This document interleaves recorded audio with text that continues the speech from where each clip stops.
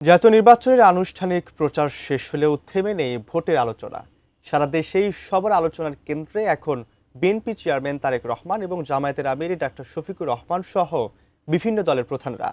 আলোচিত রাজনৈতিক দলগুলোর দলীয় প্রধানদের সংসদীয় আসন নিয়ে এটিএন নিউজের বিশ্লেষণ জানাচ্ছেন আরাফাত সিদ্দিকী।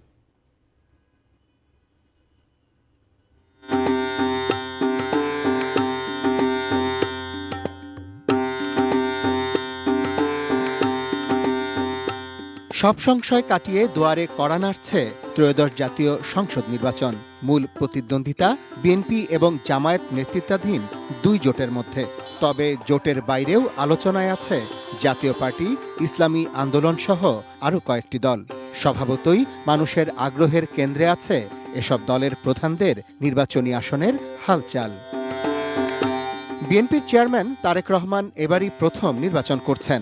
দাঁড়িয়েছেন দুটি আসনে, রাজধানীর গুলশান বনানী ও ক্যান্টনমেন্টের কিছু অংশ নিয়ে ঢাকা ১৭ আসনে তার প্রতিদ্বন্দ্বী জামায়াতের প্রার্থী সম খালিদুজ্জামান। আছেন বাংলাদেশ ন্যাশনালিস্ট ফ্রন্ট বিএনএফ সভাপতি ও দশম জাতীয় সংসদে এখান থেকে নির্বাচিত এস.এম. আবুল কালাম আজাদ এবং চলচ্চিত্রকার জহির রায়হানের পুত্র জাতীয় পার্টি জেপির প্রার্থী তপু রায়হান সহ ১১ জন। তারেক রহমানের অপর নির্বাচনী আসন নিজ এলাকা বগুড়া ৬। সেখানে প্রতিদ্বন্দ্বী জামায়াতের মোহাম্মদ আবিদুর রহমান সহ আরও ৪ জন। জামায়াতে ইসলামীর আমির ডাক্তার শফিকুর রহমান দাঁড়িয়েছেন মিরপুর ও ক্যান্টনমেন্ট এলাকার অংশবিশেষ নিয়ে গঠিত ঢাকা ১৫ আসনে। এখানে ধানের শীষ প্রার্থী ব্যবসায়ী শফিকুল ইসলাম খান আছেন আরও ৬ জন। কোয়ালিটি সম্পন্ন আন্তর্জাতিক মানের still bar CSRM, committed for better still.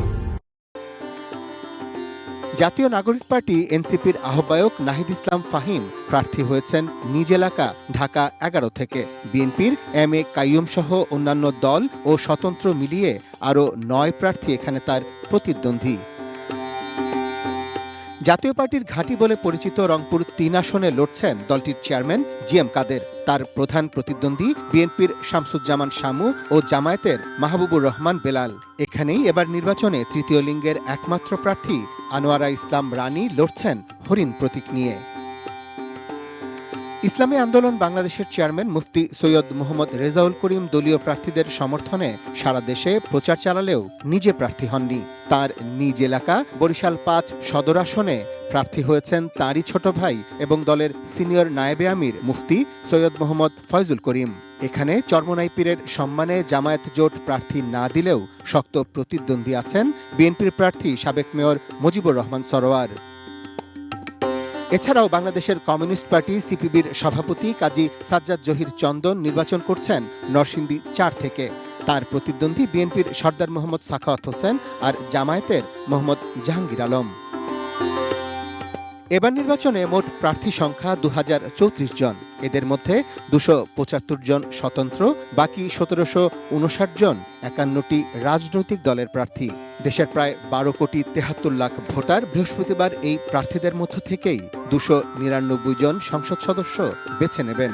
এক প্রার্থীর মৃত্যুতে শেরপুর ৩ আসনের নির্বাচন স্থগিত করেছে নির্বাচন commission. Arafat Siddiqui, ATN news, Dhaka.